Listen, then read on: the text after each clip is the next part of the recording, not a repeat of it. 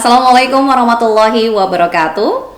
Pemirsa, senang sekali saya berjumpa kembali bersama Anda tentu saja dalam podcast BPKAD dalam channel YouTube BPKAD Provinsi Banten, Badan Pengelolaan Keuangan dan Arsip Daerah. Dan tentu saja kita akan selalu menggali informasi terkait dengan program dan juga kegiatan dari BPKAD Provinsi Banten. Tidak lengkap kalau tidak ditemani dengan narasumber. Kali ini saya sudah bersama Ibu Hajah Baby Sobaria SEMSI selaku Kasubdit Pembendaharaan pada BPKAD Provinsi Banten. Kita sapa dulu. Assalamualaikum Ibu. Waalaikumsalam warahmatullahi wabarakatuh. Apa kabar? Alhamdulillah sehat. Sehat, Ya, alhamdulillah. Ini akhir tahun udah tinggal hitungan. Betul, tinggal 26 hari 26 kerja lagi. hari ternyata Iya, ya. betul. Kayaknya lagi sibuk-sibuknya ya Bu. Betul. Jadwal padat ngalahin artis sinetron kayaknya. Betul. Semua bidang ya Bu ya. Kalau akhir tahun khusus untuk perbendaharaan memang Paling sibuk. paling pas waktunya gitu Oh. kan. Karena menyusun anggaran akhir menghabiskan tahun, akhir tahun menghabiskan anggaran. Iya, kemudian betul. juga persiapan di Persiapan tahun 2024 betul, ya Bu ya. betul. Jadi ini lagi padat-padatnya. Padat-padatnya, betul. Nah, ini kali ini lebih ke spesifik ke penata usahaan keuangan daerah. Iya. Nah, sebelum kita ke sana, ini apa sih Bu sebetulnya penata usahaan keuangan daerah itu tadi Bu Kasubdit? Penata usahaan keuangan daerah itu adalah suatu pengelolaan keuangan di mana dari mulai perencanaan, penganggaran, penata usahaan sampai dan pelaporan keuangan daerah di pemerintah Provinsi Banten ini. Oke, jadi keseluruhan OPD semuanya juga menggunakan anggaran yang sama. Betul, begitu ya dari APBD APBD Provinsi Banten. Jadi dari mulai awal tahun sampai akhir tahun bagaimana penyerapannya, kemudian kegiatan-kegiatannya begitu Betul, ya Bu. betul. Dan itu semuanya ada yang mengkoordinasi adalah BPKAD begitu. Kalau lebih spesifik kami di BPKAD memang mengelola penata usahaan dari mulai penganggaran sampai ke pelaporan pertanggungjawaban. Kalau perencanaan kan ada di badan. Betul Bapak Daya. Betul. Oke, nah ini bagaimana realisasi begitu ya Bu ya Betul. dari penggunaan anggaran tadi, karena kan memang dari awal sudah dihitung-hitung gitu istilahnya Betul, ya penggunaan APBD Betul. itu di setiap OPD apa saja. Betul, anggarannya apa saja, kemudian ada namanya anggaran kasnya, artinya bulan apa saja akan direalisasikan, karena ada namanya surat penyediaan dana di kami, di mana di situ akan ada pengalokasian dana per triwulan. Berapa per triwulan untuk kegiatan-kegiatan tersebut gitu. Oke, jadi nggak ditumpuk di akhir ya Bu ya, Iya, tapi betul. ada per Ada triwulan per pun triwulan, juga ada iya. catatannya Betul, istilahnya. iya. Jadi ya ini memang semuanya tercatat dengan rapih ya istilahnya Betul, ya Bu ada ya. di dokumen pelaksanaan anggaran. Betul, tadi dengan adanya triwulan tadi. Iya, surat penyediaan dana namanya. Oke, ini kan sudah mau menjelang akhir tahun. Nah, tentu saja ini mungkin ada tenggat waktu ya Bu ya. Betul. Terkait dengan penata usahaan keuangan daerah untuk di 2023 sendiri. Itu PD masing-masing akan menyerahkan laporan atau seperti apa nih Bu Kasubdit? Kalau di akhir tahun anggaran biasanya memang setiap tahun kami membuat draft surat edaran sekretaris daerah Provinsi Banten, di mana di dalam surat edaran itu adanya treatment bagaimana untuk menghadapi akhir tahun anggaran 2023 ini dan awal tahun anggaran 2024. Di akhir tahun anggaran 2023 ini treatment yang kami lakukan adalah untuk penata usahaan keuangan dalam proses pencairan. Bagaimana mengatur pencairan untuk pekerjaan-pekerjaan atau pembayaran-pembayaran dalam jangka waktu tertentu. Jadi ada batasan-batasan. Itu kami lakukan supaya tujuannya itu tidak terjadi penumpukan di akhir tahun, tidak penumpukan di akhir-akhir. Artinya kalau kita tidak menggunakan SE sebagai treatmentnya, bisa-bisa pas di hari terakhir numpuk di kami kan repot ya. Iya. Makanya di akhir tahun ini dalam SE itu ada treatmentnya. Bagaimana untuk pekerjaan untuk pembayaran yang sampai dengan LS tanggal 31 Oktober, bisa kapan masuk ke BPKAD, tanggal 30 November kapan masuk ke BPKAD, atau kapan belanja TU terakhir atau BU terakhir, itu di SE itu diatur supaya memang tertib administrasinya. Jadi seperti yang kita harapkan bahwa memang udah 3 tahun berturut-turut kan laporan keuangan Provinsi Banten ini tercepat menyampaikan ke BPK, sehingga untuk mencapai tujuan itu tahun ini kami pun treatmentnya di dalam SE itu diatur bagaimana supaya pencairan GUTU kapan, LS kapan, sehingga pas di tahun anggaran tanggal 29 itu sesuai harapan kita, semua realisasi tercapai, tujuan tercapai, dan tidak ada lagi kejadian ada pembayaran yang menyeberang tahun atau ada saldo bendahara yang belum nol setelah tanggal 29 Desember ini. Karena memang hari terakhir hari kerja kita kan tanggal 29 Desember ya tahun ini gitu. Makanya di SE itulah treatmentnya.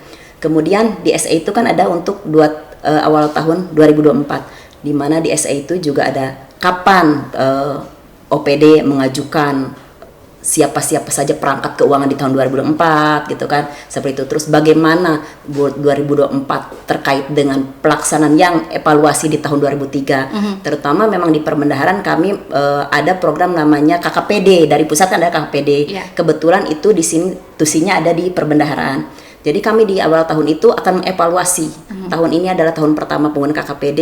Jadi Januari itu bagaimana evaluasi kami dan bagaimana kedepannya nanti, betul gitu, seperti itu. Jadi nanti kedepannya bisa terus digunakan gitu ya, dan bisa lebih baik lagi. Lebih baik lagi peningkatan betul. Ya dengan ada evaluasi tadi.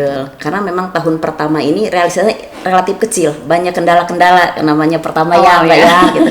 Jadi mudah-mudahan di tahun 2024 kita bisa seperti harapan kita semua, seperti amanah dari pemerintah pusat bahwa KKPD itu bisa menunjang penata usahaan di daerah, bisa mendongkrak realisasi di daerah seperti itu. Oke, itu harapannya karena memang ini program turunan dari pusat ya. Kemudian baru tahun pertama digunakan di Banten.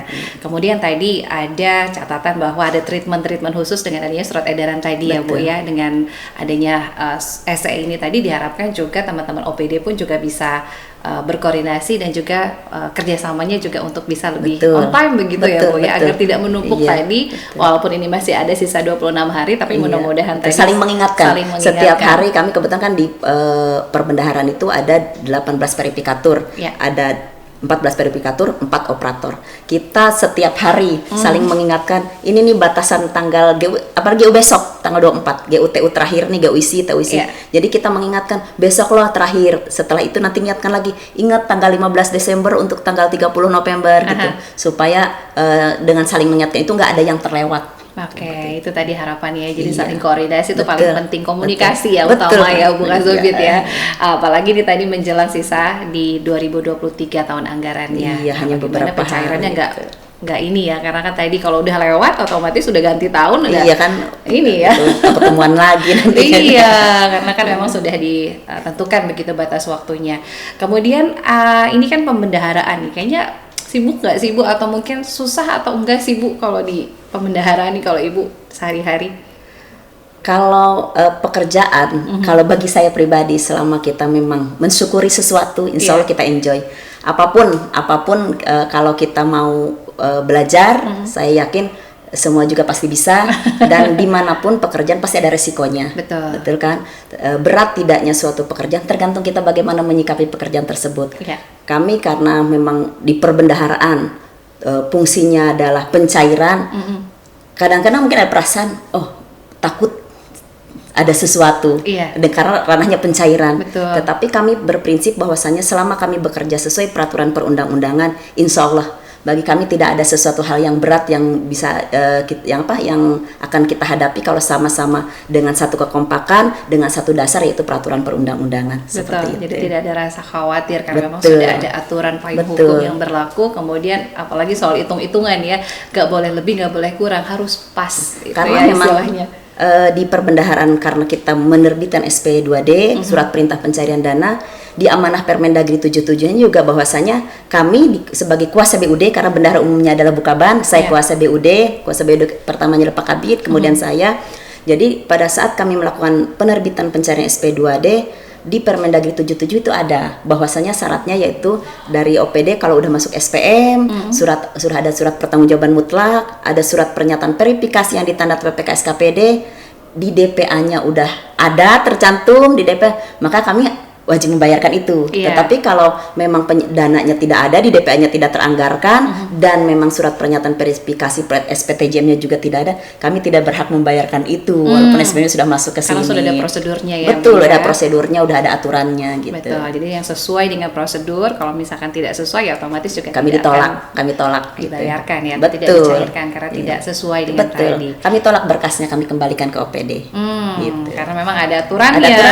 Nggak main cair-cairin aja ya. Kalau berkas masuk ke kita udah sesuai dengan sesuai peraturan bahwasanya apa-apa saja lampirannya dan itu terverifikasi dengan baik dan benar, maka kita proses, karena di aturannya kan maksimal 2 hari kerja. Tetapi kalau memang berkasnya tidak sesuai, pengajuan tidak sesuai, kami kembalikan ke OPD. Oke, itu fungsinya verifikasi Betul, ulang begitu ya, betul. agar tidak salah karena ini kan penggunaannya anggaran dari Betul, pemerintah ya, betul. karena sudah ada pos-posnya begitu. Betul. Kemudian di 2024 nih Bu Kasubit, sudah sejauh mana mungkin untuk anggaran ya, karena kan ini juga berkaitan di 1 tahun ke depan begitu. Ini persiapannya sudah sejauh apa? Kalau kami kan di penata usahaan, kami akan melakukan langkah penata usaha di perbendaharaannya ya, di perbendaharaannya bahwasanya kami akan melakukan suatu pencairan apabila ada pengajuan di OPD. OPD pun akan mengajukan kalau memang dokumen pelaksana anggarannya sudah ditetapkan. Saat ini kan untuk murni belum. Masih dalam proses penganggaran, masih dalam proses belum ketok palu istilahnya gitu kan. Masih dalam proses itu, mungkin nanti kalau setelah biasanya sih di akhir Desember, di akhir Desember ditetapkan, baru kemudian kita treatment seperti apa. Tetapi walaupun belum ditetapkan DPA, kami sudah ada konsep-konsep kapan kira-kira nanti kita akan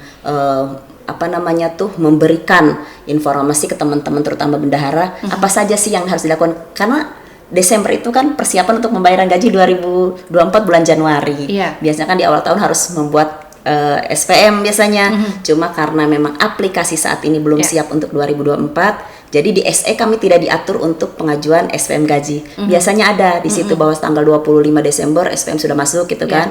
Tapi karena dengan aplikasi yang sekarang, aplikasi SIPD, jadi kebetulan memang diatur sedemikian rupa bahwasanya itu nanti akan dilakukannya pada saat awal tahun anggaran seperti tahun kemarin.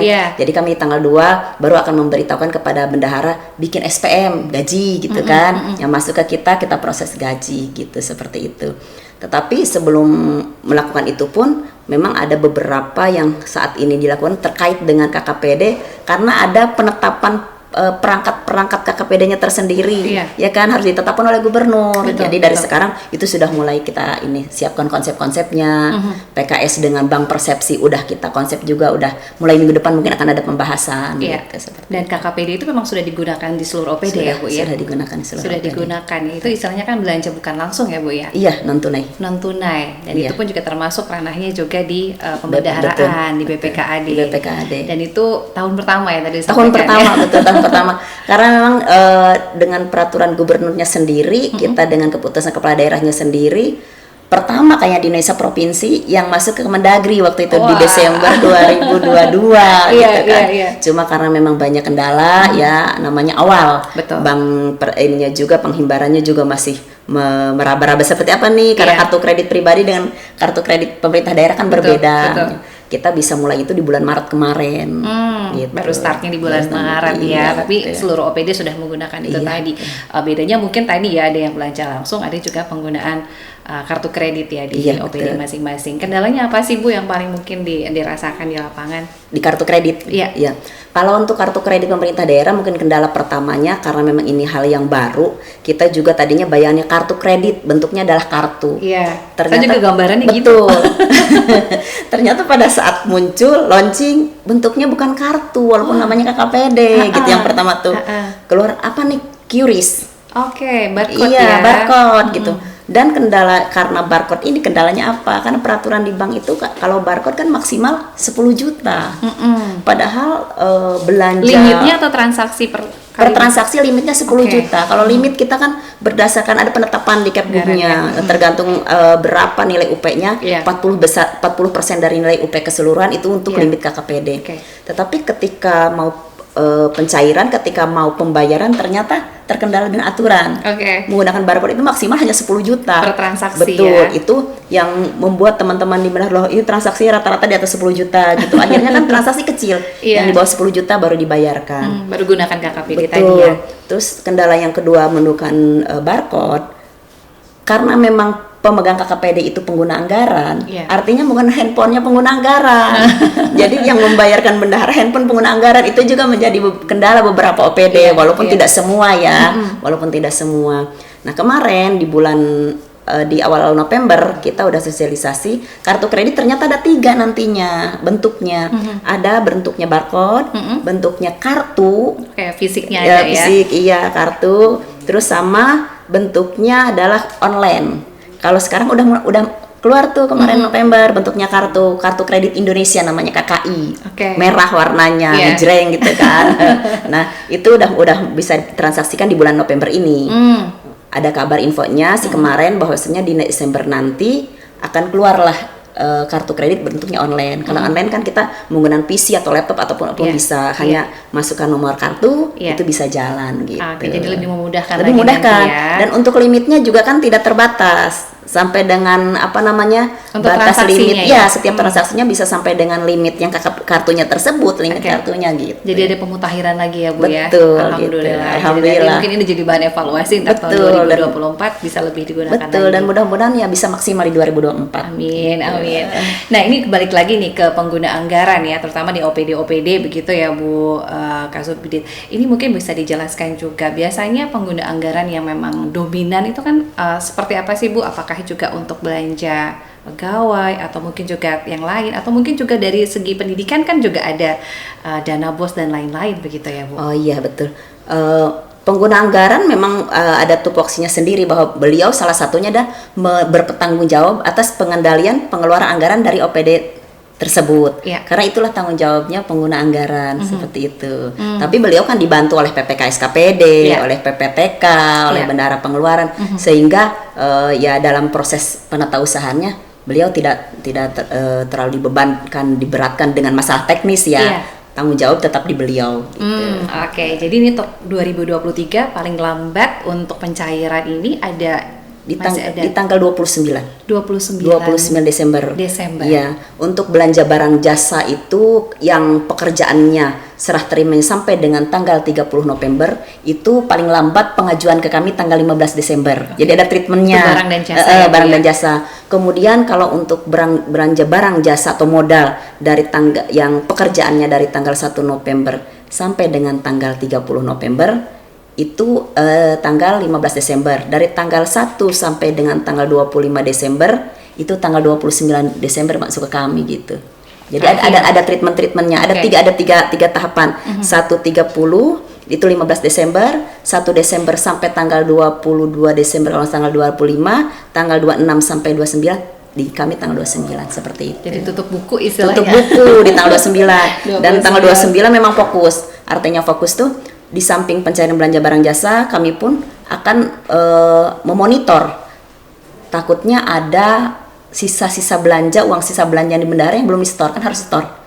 Karena terakhir store itu tanggal 29 itu jam 14.00, uang di bendahara harus bersaldo 0. Bendahara OPD? Bendahara OPD, betul. Harus saldonya 0. Kalau bendahara bos kan tidak ada aturan itu.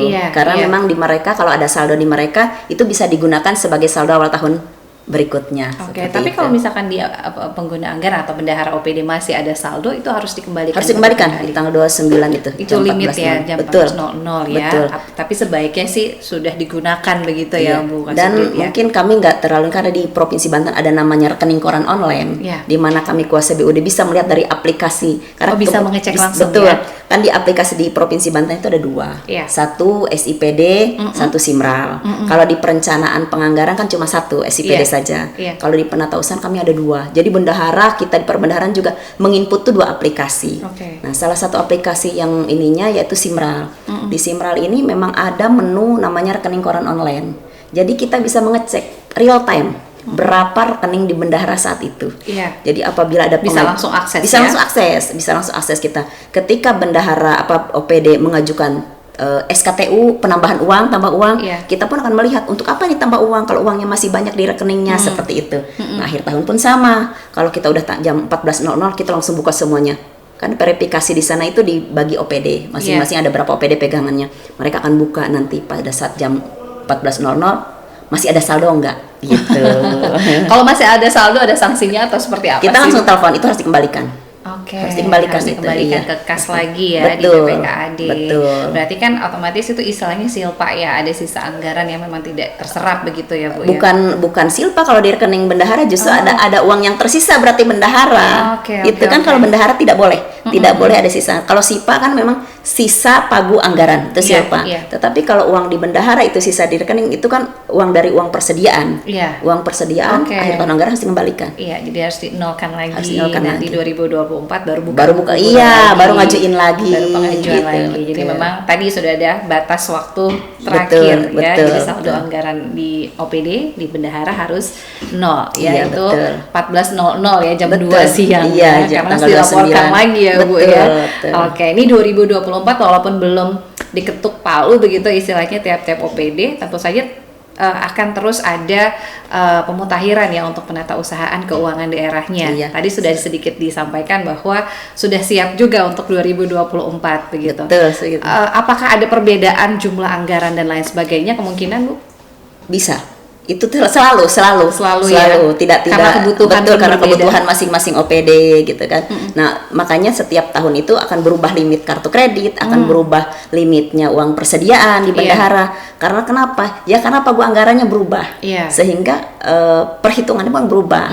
Uang UP itu kan dari nilai pagu keseluruhan dikurangi belanja langsung, itu baru senilai UP berapa persentase dari itu menjadi nilai UP-nya seperti itu. Dan tiap masing-masing OPD itu nilainya juga Berbeda-beda. Berbeda-beda ya, tergantung tadi ya, ada OPD yang mungkin juga Betul, kalau yang kebutuhannya pagunya besar, bisa jadi pagunya besar, UP-nya mungkin lebih kecil. Kenapa? Karena mungkin lebih banyak belanja barang jasa, Oke. belanja langsungnya. Iya. Karena UP itu kan belanja yang di luar belanja langsung. Jadi berbeda-beda terkait dengan itu tadi ya, penggunaannya tadi. Tapi di 2024 hitungannya juga teman-teman BPKAD termasuk di bidangnya Ibu nih di pembendaharaan sudah siap-siap juga ya Bu ya. Betul, kita sudah siapkan draft-draft apa yang harus kita lakukan di awal tahun biar pas penetapan APBD dilakukan kita sudah siap jalan Sudah juga. siap gitu. jalan. Karena memang seperti yang disampaikan Ibu tadi, Provinsi Banten ini laporan keuangannya juga cepat ya Bu betul. ya.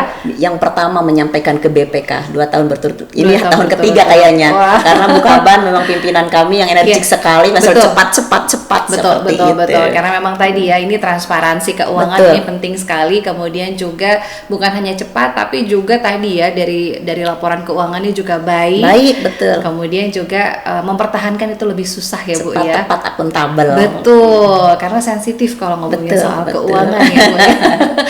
Harapan ke depan Ibu tentu saja, ini kan tadi paling penting adalah koordinasi dan komunikasi dari masing-masing OPD. Di 2024 catatan apa sih Bu yang mungkin perlu ditingkatkan begitu?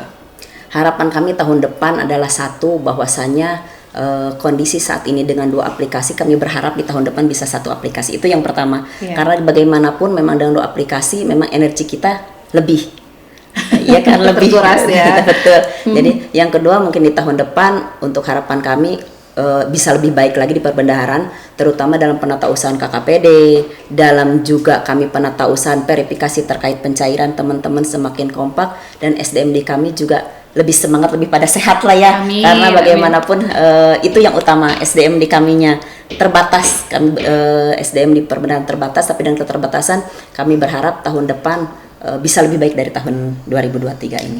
Amin. Karena tadi ya SDM-nya juga terbatas, jadi ini saling multitasking istilahnya Iya, ya, betul. saling berbagi pekerjaan, betul. apalagi di akhir tahun dan awal tahun Betul. ini pasti yang lumayan cukup disibukkan, menyita Betul, waktu. menyita waktu. Mungkin pulangnya juga lewat dari jam kerja ya Bu Iya ya. betul. Memang kami apalagi dengan batasan belanja barang jasa nanti di tanggal 15 Desember, kami teman-teman sudah mengatakan bahwa tidak ada hari libur sampai dengan tanggal 31 Semua Desember. kalendernya Warna warnanya hitam. Nggak pesen yang ada warna merahnya ya di BPKAD ya. Enggak ada yang ini yang menyediakan di BPKAD. Kalau ada kayaknya udah mau ngebeli itu. Tapi karena memang sudah rutinitas tiap tahun pasti sama, jadi sudah Hal yang biasa sudah hal dan yang memang biasa. itu seninya kami di sini, kenikmatan tersendiri, keindahan tersendiri. Betul. Ada sesuatu hal yang memang bagi orang mungkin suatu berat, itu akan terasa ringan kalau kita sama-sama mengerjakannya. Betul, cakep. Ini keren nih buat teman-teman BPKAD. Yang penting adalah sehat ya. Kemudian juga Kompak. lancar, kompak yang paling utama, dan komunikasi Koordinasi, yang betul, paling betul. penting. Gak kerasa hampir 30 menit. Oh iya. Tadi di awal aduh 30 menit lama, Yalah. ternyata pas sudah jalan lebih cepat ya Bu ya. Tapi terakhir mungkin ada pesan yang ingin disampaikan nih untuk penutup kita sebagai closing statement dari Ibu. Silakan. Pesan untuk siapa dulu nih? Untuk teman-teman di BPKAD ataupun juga di OPD masing-masing. Terakhir mungkin untuk masyarakat. Pesan saya mungkin sama dengan mengingatkan diri saya sendiri, bahwasanya dalam suatu pekerjaan kita jangan sampai dalam suatu pekerjaan hal yang harus menjadi yang kita pegang. Kalau sebagai muslim kan Al-Quran dan hadis, tetapi kalau dalam pekerjaan kita harus memegang peraturan perundang-undangan. Dimana kalau kita bekerja dengan berdasarkan peraturan perundang-undangan, insya Allah pekerjaan itu akan aman dan akan terasa ringan. Amin, amin. Terima kasih banyak sudah berbagi informasi. Mudah-mudahan apa yang menjadi rencana dan program juga berjalan lancar ya Bu ya. Amin, sehat untuk teman-teman. Kemudian nanti kita ketemu lagi dengan tema-tema yang berbeda. Siap, ya. Terima kasih banyak juga yang sudah menyaksikan podcast di BPKAD. Jangan lupa nih untuk YouTube-nya BPKAD ya Bu ya. Bisa di-share, komen, like, subscribe yang banyak ya. Karena banyak program-program terkait dengan keuangan, kemudian juga kearsipan daerah juga ada ya Bu ya. Ada. Betul. Jadi semuanya lengkap di sana, bisa di-share dan juga bisa tonton bareng-bareng. Dan akhirnya saya Ratu Fitri mengucapkan terima kasih banyak atas kebersamaannya. Terima kasih juga untuk Ibu Haja Baby Sobaria SMSI selaku Kasubit Pembendaharaan BPKAD Provinsi Banten. Saya mewakili kru yang bertugas mengucapkan terima kasih banyak. Sampai jumpa. Wassalamualaikum warahmatullahi wabarakatuh. Assalamualaikum warahmatullahi wabarakatuh. Silakan Ibu.